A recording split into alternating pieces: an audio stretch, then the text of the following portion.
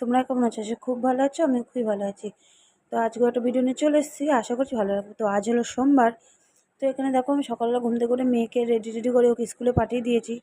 তোমাদের দাদাভাই ওকে দিয়ে এসছে। তারপরে এখানে দেখো আমি বাসি জামা কাপড় ছেড়ে ব্রাশ ট্রাশ করে নিই, ফ্রেশ হয়ে নিয়েছি। তারপরে তোমার দাদাভাই চলেও এসছে স্কুলে থেকে মেয়েকে দিয়ে এসে।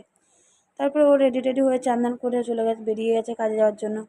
তারপরে এখানে আমি চা বিস্কিট খেয়ে নিয়েছি তোমার দাদাভাই চলে যাওয়ার পরে। তো চা বিস্কুট খেয়ে নেওয়ার পরে এখানে বিছনা তুলে নিয়েছি।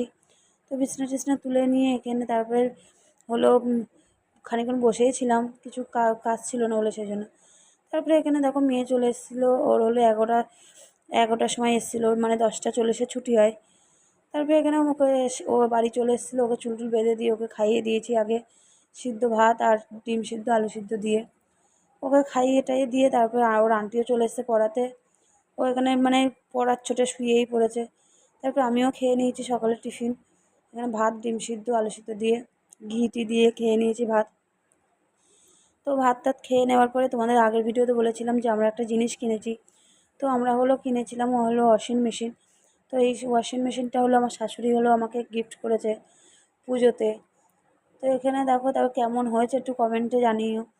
তো এটা কিনেছে তোমাদের তো বলেছিলাম। তারপরে এখানে দেখো আর কাজ ছিল না বলে আবার তারপরে এখানে ঘরদোর মুছে বাসন টাসন মেজে তারপরে আমি চান করে নিয়েছি। যা গরম পড়েছিল সোমবারে, মুখ চুখ দেখেই বুঝতে পারছো।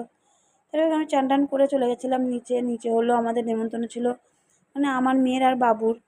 তো সেখানে চলে গেছিলাম, মানে আমরা যেই বাড়িতে ভাড়া থাকি সেই দিদার ঘরে। তারপরে এখানে দেখো আমি আর মেয়ে খেতে বসে গেছি।